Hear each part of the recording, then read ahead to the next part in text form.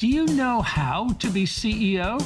Success comes from combining two perspectives: the nature of the job and your nature as an individual. This is the Economics for Business podcast. We are here to help all businesses become champions for customers and value, improving lives with preferred and innovative products and services. We offer you the knowledge and tools to make your entrepreneurial journey a successful one. Now, here's your host, Hunter Hastings. Hi, Hunter Hastings here. There are lots of subjects to be studied, investigated, developed, and mastered. Our guest today has chosen CEOs as his study area, both the CEO job and the individual as CEO. As a job, the concept of the CEO position can seem overwhelming. It doesn't matter whether your title is Chief Executive Officer or Executive Chairman or President or Executive Vice President or General Partner or Division Head or Team Leader. Your job is at the top of a hierarchy or the center of a network, and all paths lead to your door. All questions are your questions. All resource allocation issues are yours to resolve. How can one person possibly take all that responsibility or complete all those tasks? It seems too much. Our guest today is Bart Jackson, CEO of Prometheus Publishing. So he knows whereof he speaks. He is a CEO. He's also surveyed thousands of CEOs worldwide and interviewed and collaborated with hundreds more in his quest to understand. He's distilled all his knowledge into two books. The first is The Art of the CEO, a guide to the job itself, from the job description to the components such as crafting a vision and developing a leadership style, to choosing executives and a board, and then all summed up in a gripping lessons learned section. The second book is CEO of Yourself, which is about the person, that's you, in the CEO position. This collection includes your choices, your attitude, your principles, your ambition, your career, your cultivation of others, and of yourself. The combination of the two perspectives is compelling: the job and how to do it, the position and the person. Bart has traveled the globe, from Tibet to Tasmania to Tierra del Fuego, as he puts it, to interview the most successful and fascinating CEOs in order to create his unique knowledge space. He's a well-known international speaker and author of literally thousands of articles for scores of business journals worldwide. Bart, welcome to the Economics for Business podcast. Oh, well, and I am very glad to be here. Actually, it is wonderful because it's so nice to be with someone who has both the managerial aspect of economics and the theory, as well as the ability to put it into practice. So, Hunter, I'm really happy to be with you. Well, we're delighted to have you here, and that's exactly what we try to do: is identify some useful theory and then put it into practice. So, you're an expert, Bart, on being CEO. Yeah, you are one. You've interviewed hundreds of them. You've gathered dozens of them as mentors and experts and sources. You've studied CEOs. You've studied the job the CEOs do, and you've studied the individuals who occupy the role.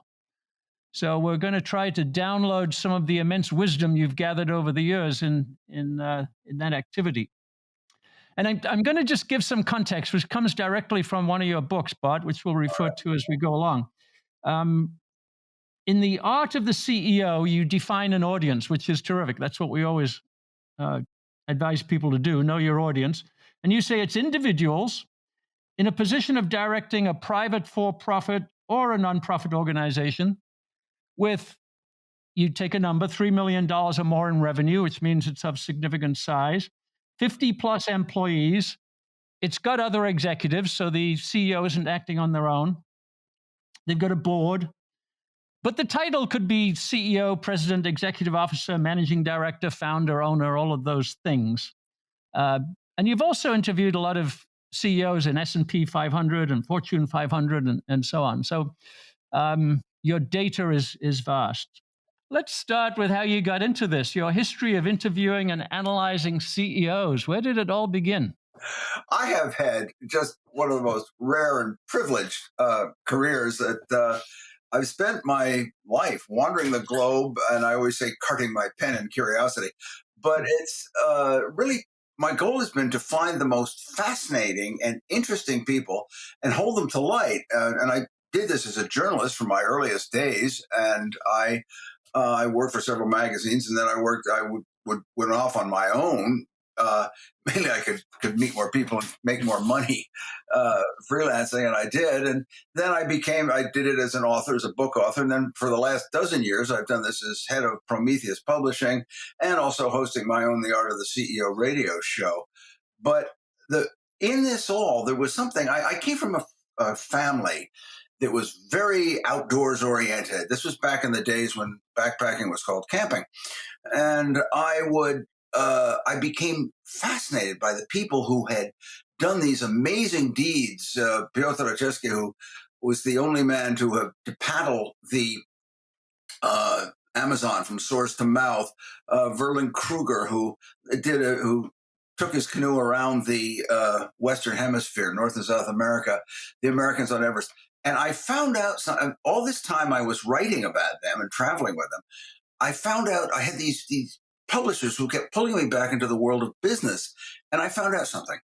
The only people in the world who are as exciting as explorers are entrepreneurs. They're both sort of half doer, half dreamer, held together by the duct tape of stress.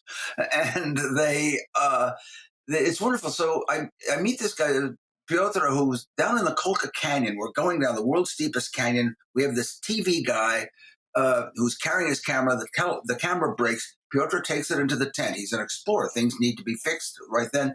He's never seen one. He takes it all apart and he fixes it together. This is the kind of person that you meet as an explorer. Meanwhile, but back in the business field, I meet Joe Ciola, who decided he was searching for a board game, Watch Your Mouth, and it wasn't there, so he made it. And he sold over 100,000 units before he even had a product, which he then hustled to get up. In other words, these are fascinating people. How do they do it? Why do they do it? And that's what I've been doing my whole life. Well, that's fantastic. It's also a deep insight. I love the parallel between explorers and entrepreneurs. That's a good one to explore. So let's start with the job, Bart. Yeah. And you have an interesting little algorithm at the beginning of the book, which is if you add up the percentages of time that CEOs have to devote to various activities, it comes to way over 100. Yes. And you call that juggling complexity. So what have you found out about juggling complexity, and how do you advise people to juggle with complexity? Well, the truth is, being a CEO is, I always say, it's not so much of a learning curve, but more akin to stepping off of a ledge and being expected to fly. And that's really what it is. That's why even when I started the book, The Art of the CEO, I talked about how to raise one. So it's a little parental guide. But the thing is, when we did The Art of the CEO, we surveyed over 2,000 CEOs all around the world. And their number one thing, as you have just pointed out, Hunter, is the complexity of the job, the number of items on the plate, each one of which may be a deal breaker. And the way I have seen people handle this, the way I've seen it handled best is, first of all, a friend of mine, Bill Crowd, he's one of the top CEO counselors around. He keeps saying that real CEOs have hobbies. They make time for it. They structure a workday based on their capabilities, not based on their technology or the screams of others. And that gives them a framework for their job.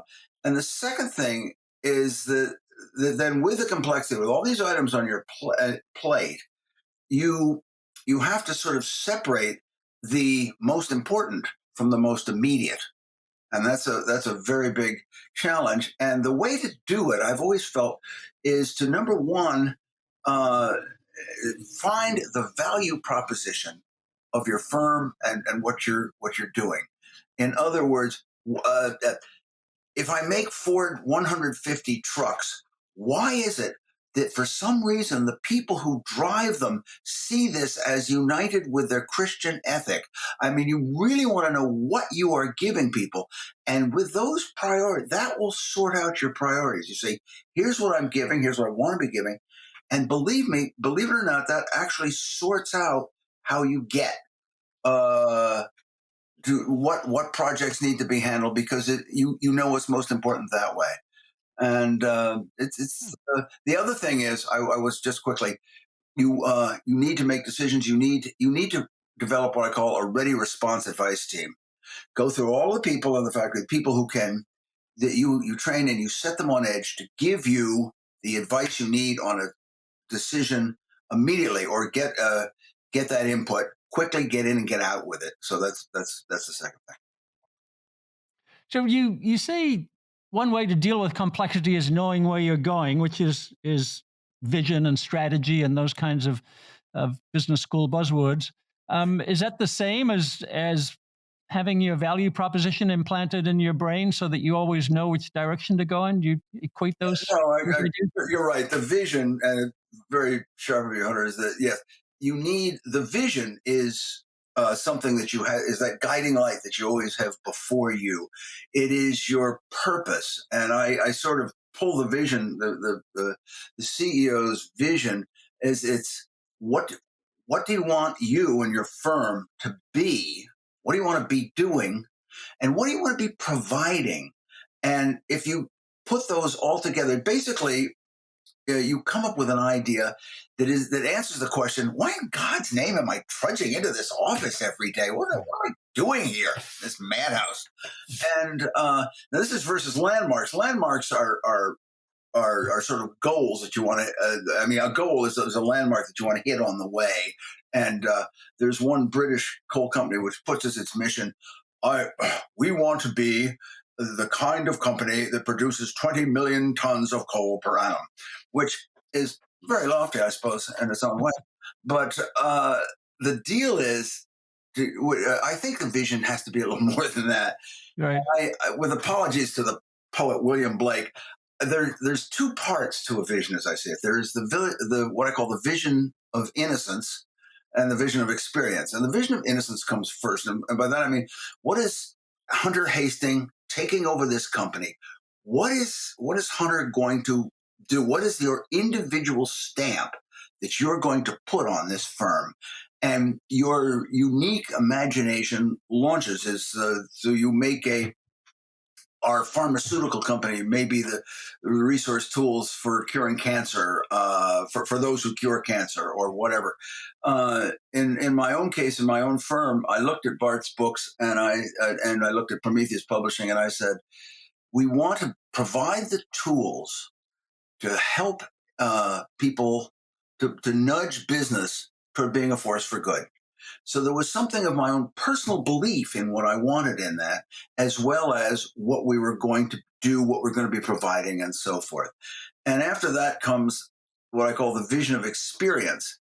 And that's what the people themselves in their firm have, where they want to go, where the company, you're walking around the warehouse, just as you've walked around the warehouse to find your own vision, you now walk around who can do what. What do the markets really want? And you adjust accordingly. And the technique in this is these two things are not separate. They are together. It's a way of the vision of experience open doors rather than collides with that. And the other technique, just one more, and that is that I think you as a CEO, you have to set aside time to think. And JFK, President John Kennedy did this. He would write in, he would make appointments in his notebook, not to review the marketing plan. You've already reviewed the marketing plan. The appointment is to think, once you have gotten all those facts in, to sit down and think about that marketing and what you want to do. Those separate times I have found to be, that's a great little technique. Think on your own or think with others? At this point, you want to think on your own. When you review the marketing plan, you call up your ready response team, you get them in. But then there's a time where just Hunter is sitting there and using that well, in your case, that fabulous imagination you've got. Well, That's great advice. And part of that discussion that you've just had, and part of that advice is this brilliant way that you have of balancing big corporate things like vision and then what you call personal style. No. So it made me think that when you're walking around that metaphorical warehouse you just described, you're walking around with personal style, and that's a tool. You said in the right hands, in the right situations, it becomes a leadership tool. So tell us about leadership style and what it depends on, and how it's effective. Well, there's two parts to being CEO. One is that you're prime minister, and the other is your king, your manager, your leader. So, and a good leader can inspire his troops to scramble up over a wall with their bare hands, and the good manager, as prime minister, makes sure that there's enough ladders in the row so everyone can climb up over the wall at once. And you need both, of course. But your leadership style is what's going to attract you. Is going to set you up as a hub and a linchpin, and as the center, but also as the encourager, as the inspiration. If you have the right leadership style, it will make up for all those other inabilities and lacks you have. No one has everything. And so, I mean, my two great examples of this are George Washington and British General Bernard Montgomery, Monty. They were both terrible tacticians. They were really bad at it, but they brought this resolute force of themselves. George Washington said when they were crossing the Delaware and everyone wants to go home, he said, "If I have to be the only man marching in there into Trenton, I will indeed go there and face the enemy myself alone." And Montgomery, I talked to a man who fought under Montgomery in Africa. He said everything was a muddle. Montgomery arrived. He had no better plans for tactics, but he said, we draw a line in the sand. At this point, we fight. At this point, we die. And it all took hold. There was that resolution. And I would say the easiest way to develop a leadership style that I've ever seen, and I've seen this in all of them, is you fall in love and you become absorbed with your firm's mission, the project, the task, the thing at hand. And that becomes the lens through which every effort gets translated. They see this, and the praise flows naturally because if I'm so focused on this and Hunter gives me a hand, I will naturally, oh God, thank you, Hunter. Wow, I really appreciate that. And on we go. And you feel encouraged, you feel like you've done something, and so forth. It's what is it my wife's husband keeps saying? There's nothing uglier in business than naked ambition. Best to cloak it in the love of good work. And I said, don't you have your personal needs, but they're not what you need to be showing. So, and you're always playing to that team. Yeah. A quick note. Did you know that we provide supplemental materials for each podcast? Listening to and understanding the key takeaways from our expert guests helps you think better about building a more beautiful business. Taking direct action and implementing these strategies is when the real work begins. Take a concrete, immediate step to implementing a better business model today by downloading the show notes and business tool we've created for this episode. Visit Mises.org/E4Bpod. That's MISES.org/E4BPOD and click on today's episode. Now, back to our interview. So does a CEO vary style with different missions? If I run one company and then I go run another company, am I going to change my style if the mission is different? There's a core of you that will not and should not change. There are different styles of leadership in that, for instance, sometimes there's for instance, the unilateral decision maker versus the consensus builder. And I think that can shift within the need. Sometimes if you have just a multitude of disparate entities that you really have to bring together, you really need that consensus. Whereas there are other times where you can make the unilateral decision and set up your persona and so forth. So yeah, I would say it's many ways to communicate a vision. And then you've touched on this already, I think, but let's drill down on it. You've got to communicate the vision. Uh-huh. and get the buy-in from everybody who needs to join you in pursuing that vision.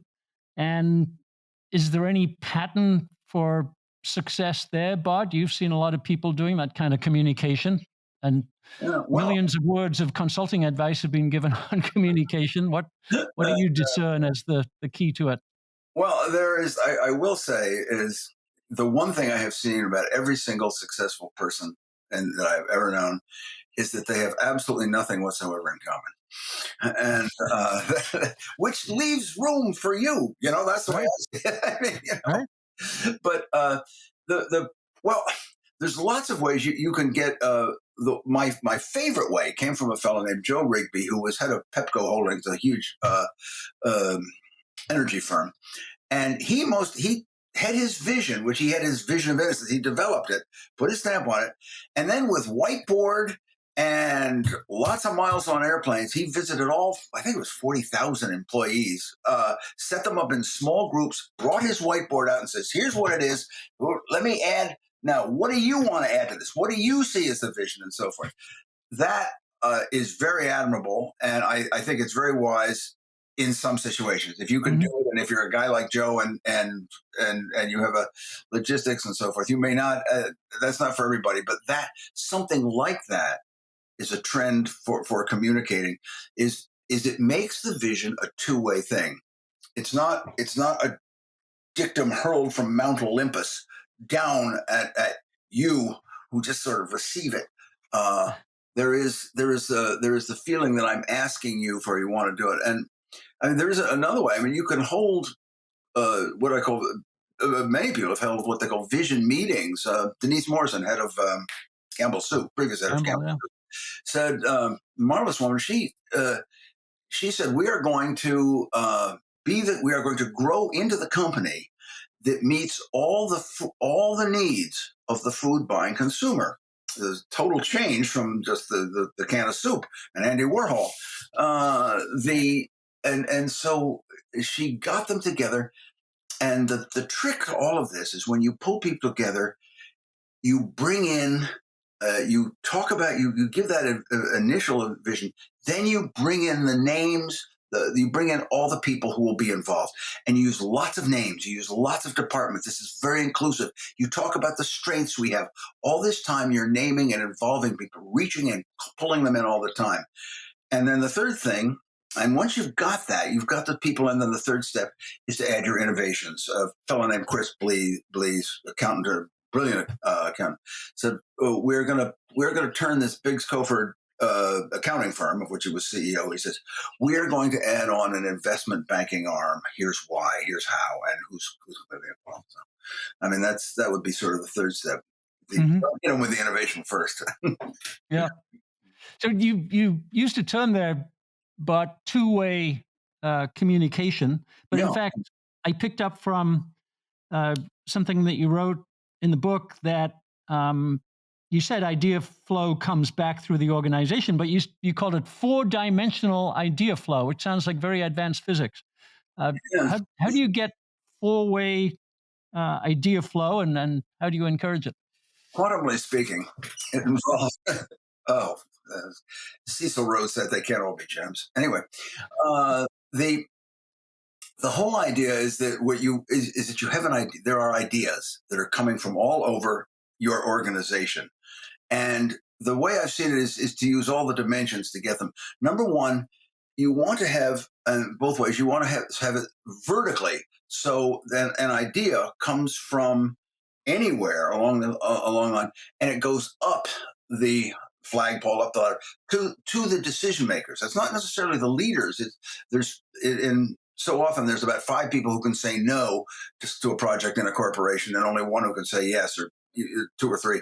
Anyway, Mhm. so you want to travel it up to the into the eyes, into the headlights of the decision makers, and back down for more input. So that's the vertical. Horizontally, you want to move out to all the other every department affected, involved in it. A fellow named Joe, I'm sorry, Ken Parker.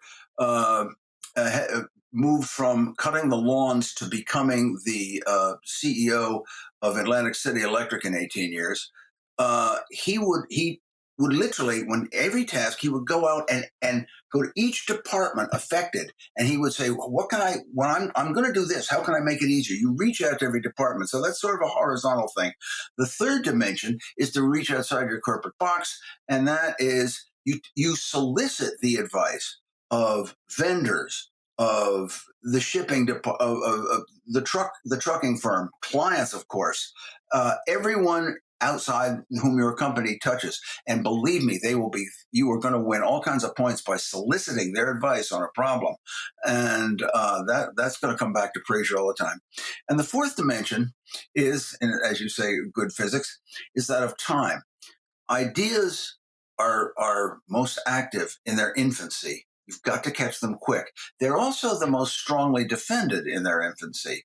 The people who come up with them are going to be most enthusiastic and most willing to carry it through. So you have to develop a system that hears these ideas and sifts through them and brings them to light quickly. And that is really the fourth dimension. Mm-hmm. Just, And is part of that time management also maintaining that vigor and that energy for the idea over time? Because it sounds like the implication of what you said is it can fade away. well, that is true, and it has to. There is points where you have to put it. You have to quickly get it into action or Mhm. not, and that's part of the problem. Is that every idea you're either going to adopt, take a piece of, or put it under advisement for a later day. And if you're going to, you have to have your idea action team ready. And if you want to have an innovation department, which I love that, we have a creative department, which means everybody else doesn't have to think. Yeah. If you want to have a creation department, they should be the ones who are most ready to take an idea and implement it. That's the job of a good creative department, not the ones who, we're the elite who think and brainstorm. So Yeah, got it. So another segue that comes out of your book from what you were just saying is we're talking about ideas, but you said that the entrepreneurial process is a knowledge process, which we concur with 100%. And you have a great phrase: business presses knowledge into action to fulfill human needs. So you make that connection between knowledge and action. So what have you observed in practice, pressing knowledge into action? You said it's not a systematized step-by-step process. So how does it work?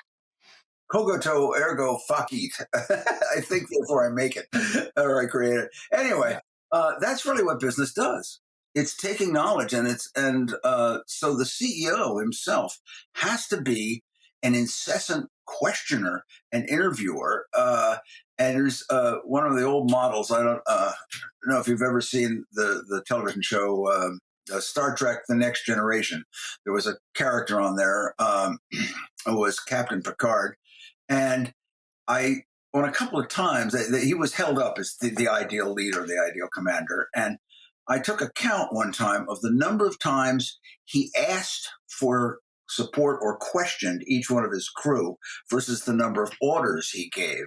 And in this show, which did it very well, the number of questions he asked always came out larger than the number of orders he gave. Which so that's part of it. I mean, as my wife's husband keeps saying, the rich get richer, but the informed buy them out. And that's so yes, you have to do it. But that the whole idea of business is to take that knowledge and press it into action.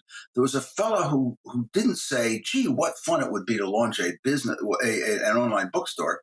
He was working in a tech firm, and he saw that internet use had gone up 2,300% each year for the last 3 years. And he says, so Jeff Bezos says, this may be the time to start Amazon. Pressing knowledge action. Yeah.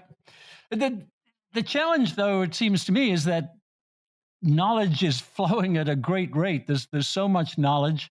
Uh, it's really hard to absorb all of that and press it into action. So, is there a selectivity in there? Is there some kind of organization of that massive flow of knowledge? It seems overwhelming in this day and age.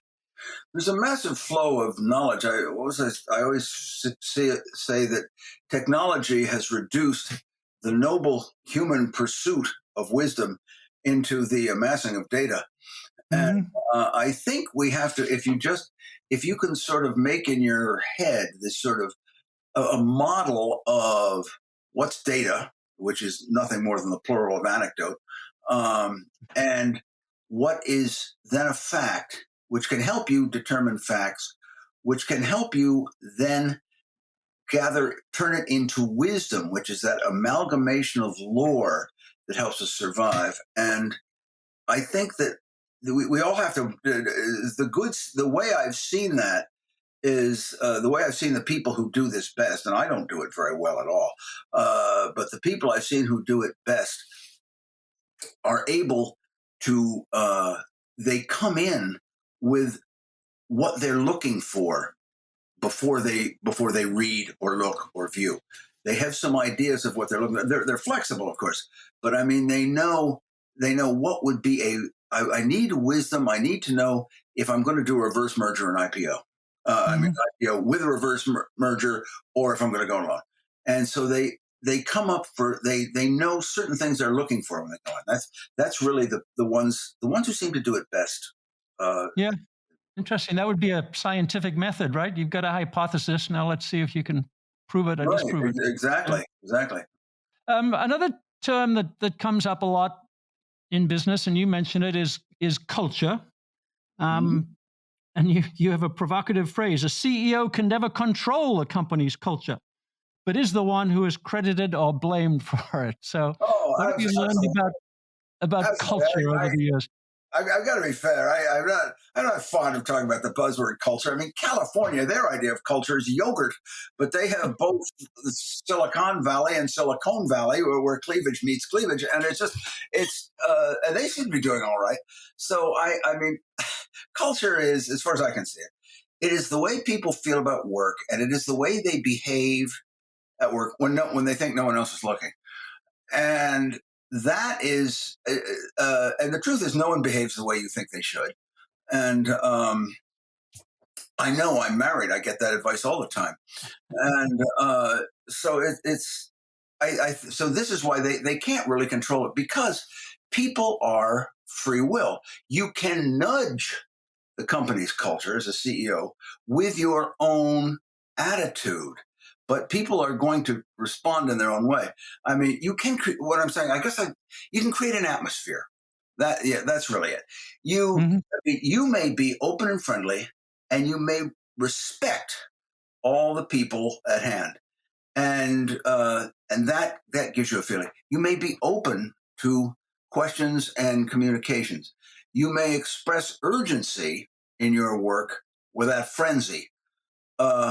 And the other thing is, and rather than respect, I know Paul Marciano is a great consultant, makes tons of money telling people to respect their workers. And I say that's not nearly enough. I say you have to show a concern for workers. There's a difference. You can respect me, and I can feel respected, and that's very nice. But if you show a concern for me, you've got me. I'll put my shoulder to your wheel anytime. Yeah. And that's the atmosphere that you can create. But can you guarantee a culture from that? No. And you're not a sculptor. You're not a culture sculptor. So the one thing that you can be in direct control of is building your own team. And choice and hiring are super important variables there. And that seems a difficult one to become good at. We had Jackie Boland, a CEO, on the show a couple of weeks ago, number 113. And she said, boy, it took forever to become good at hiring. She thought she did get to be good at the end. And as you grow, you're trying to hire new people. It's not the same kinds of people you were hiring 2 years ago or 5 years ago. So what have you found out about team building and hiring the right people? God, hiring is like, it's like a marriage. It's based on the key to it all is the pure unmitigated luck of stumbling across the right people to begin with. I'm Mhm. convinced of that. It is true, but it goes for the C-suite. There is one thing though, and I think that just when you just put me in mind of something. You said, Jackie was saying, you do become good at hiring. You have to train yourself. For instance, I'm a romantic, and by that I mean I find the ideal, I find the best, and so as a result, I think everyone. I have a tendency to think everyone is wonderful, and which means that I have a blind side. So you sort of have to find the kind of people that you're attracted to and just sort of factor that in to your hiring. The ones I've seen that seem to be able to attract the best people, they don't uh, they don't look they don't look for an advisor. They don't who is a one slot person. In other words, they don't go to get just the top talent, or they don't go to get someone who's really good at building consensus. They look for a person. They look for character. They look Mhm. for someone who works with it and has the one thing who has what I call an intellectual curiosity about the firm, about what he's doing. And those are the two things I've seen. And I will say the only other thing I've seen is nowadays there's a great urge to do something much better than we've done before, and that is the whole idea of diversity. We don't need more women on the boardroom. What we need is more. We need better people in the boardroom, and we need to be casting our net over so that we can get that Ethiopian woman who has that remarkable marketing prowess. Mhm. That's and so I will say we are casting our net wider. And the great thing about business it's become very egalitarian because so long as you can make profit for us, frankly, Scarlett, I don't care. Right. No, exactly. It should be very egalitarian based on contribution and merit. We believe that. Um, Switching gears a little bit, I looked at your book called CEO of Yourself, one of the many books you've written in this field, and that's a bit more individual focused. And you have this No. uh, beautiful section on personal brand building, Mm. um, which sometimes the way it's portrayed in this age of Facebook and Instagram is a bit self indulgent, but you say, no, it's about embracing the idea of the brand of me. And you talk about doing it in a very classical way, which is know your customer first for your brand, and then build the brand that the customer wants. So, can you tell us about the brand of me and how we tackle that? Well, actually, that's thank you for picking up on that. It's that was a very difficult thing to write, and the one thing that came down to me is the process of branding, and this is whether it's for your corporation or yourself. The process of branding is made in the production department and the service department, not in the PR and marketing departments. Mhm. It's not how you want to appear; it's what you want to be. And if that's so, you go for that. So I say to myself, what I would look around. I say, so what is Bart? What is the ideal Bart that I want to build? And so, like any good business person, I walk around my warehouse and I see what I've got. I find my strengths and my interests. I listen to the pieces of praise that I have gotten through my whole life, and I pull out a common thread in that. People, are you the sort of person that everyone seems to turn to when they have problems? Are you the sort of person that when they want someone to make the presentation or to ask the right questions, they call on? And so you can find that in a reflection from others. You can find those strengths, and of course your own personal interests. And then, of course, and you can say, well, this is what I have to offer. And then there's the other thing, and that is you have to find your own principles. And I don't mean the principles of your faith or of your workplace or of your government, but the principles that you, Hunter, that I, Bart, hold dear and believe. And I literally say it's worth writing these down. And Mhm. and you can change them, you can move with them. I mean, and every principle you hold should benefit you. That's a very you don't say I give everyone respect, not because Jesus told me to, but because it behooves me and I Mhm. benefit from this. And if you set down those principles, and again, just like we talked about earlier for the corporation, it makes your decisions thereafter flow that much more easily. Yeah. Now that's a very clever and insightful way to rephrase Adam Smith, who said, "If we pursue our own self-interest, we build something beautiful for society." And Yes, we do. And it yeah. is business is filled with contributors. Mhm. And frankly, I mean, does it bother me at all that Bill Gates has a foundation which a large part of it is giving computers to people who will end up using his software? That doesn't bother me slightly. Mhm. Is marvelous is that they get given there. And your first of all, every reason you have for doing everything is a cocktail of reasons. It's not just one. And so, yeah, but I think if you don't serve yourself, as Adam said, you will either you'll abandon the venture, or you'll do it with a grudgingness that is Right. horrendous. You mentioned strengths and interests, Bart, and write those down. And I love that advice. There's another word you mentioned in your book, and I'm not sure whether I got it entirely right, and it's proclivities. Oh And yeah, oh yeah. proclivities are vital, you say. Yes, they are. And I think it's probably one of my biggest blunders. Right, was if it just it was the word that was absolutely. It's one of those things that absolutely perfectly described what I was looking for and didn't communicate it. So, uh, by proclivities, I mean your leanings, your tendencies, the way you approach things. For instance, the way you most prefer to operate. For instance, I have a proclivity toward physical action. It's my way. I have a proclivity towards talking out solutions. It's just here on the show, as you answer me questions, someone says I talk and talk and talk until I have something to say, and I will talk through a solution. Now, my COO is one of her proclivity is to study, to delve, to go through all the details, the learning, the authority, and that's her proclivity. So the idea is that I have this interest in discussion. So I'm sorry. I have this proclivity towards talking things out. Mhm. That gives me an interest toward discussion, and it gives me the strength of ending up being a good speaker, hopefully.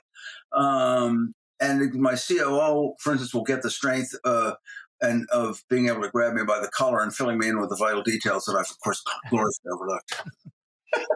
So proclivities they require some self-analysis. It sounds like. Oh yes, yes, uh-huh. Unlike profanity, which is a very poor way of giving a really good insult. So there's an interesting summation in this book, The CEO of Yourself. I'm going to give you the end of it and then the beginning of it. You said, I finally realized this is the whole point. And that comes at the end of a phrase that says, CEOs' techniques are more reflective of their individual characters than of any standard business practice. And it's the individuality that's the whole point. And another word that you use, your marvelous own self is the enterprise of which you will take charge. So let's leave people with that, Bart. Tell us about the marvelous own self and that individuality is the whole point. Okay, I think that is, thank you. And because it really is, that's the message I think that unfortunately gets lost. We have a million beggars at our door, persuading us that we need makeovers in a million ways. Put this faith in your heart and put this deodorant under your arms and so forth. The truth is, you really are. You yourself are a marvelous person, and if you don't see that, you're either maybe you're searching in the wrong rooms of your house or using other people's yardsticks, or maybe you're standing in the shadow of somebody else who's real or imagined.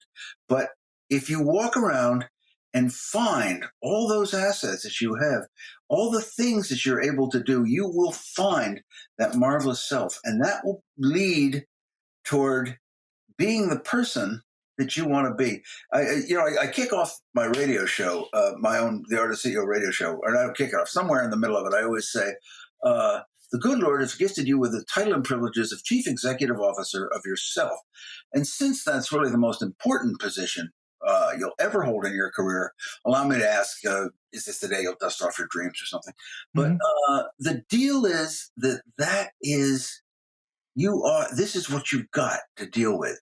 And it's wonderful. And the more you look into yourself, the more wonders you're going to find. It's like a scientist who goes down and looks into a tree, and the more he finds, the more wonderful it all is. And this is you. And that strength, that will be that true, honest self of yours, that will inspire anybody. It doesn't matter. It's not types of leadership. It's you, yourself leading you. And after that comes everything else. Well, Bart, thank you. You've given us a great gift of analyzing the job of CEO, analyzing the individual as CEO, and now this confidence that we each are marvelous, and that's what we should be CEO of, our marvelous self. So thank you very, very much for all of your guidance and insight. You have done a great deal of pulling out the very best that I and all the people I've been talking to have to offer. And so I hope that you will continue. Bart, thank you very much. Thank you. Take good care. Economics for Business is a production of the Mises Institute. To explore more content like this, visit Mises.org. And for more from Hunter Hastings, visit hunterhastings.com.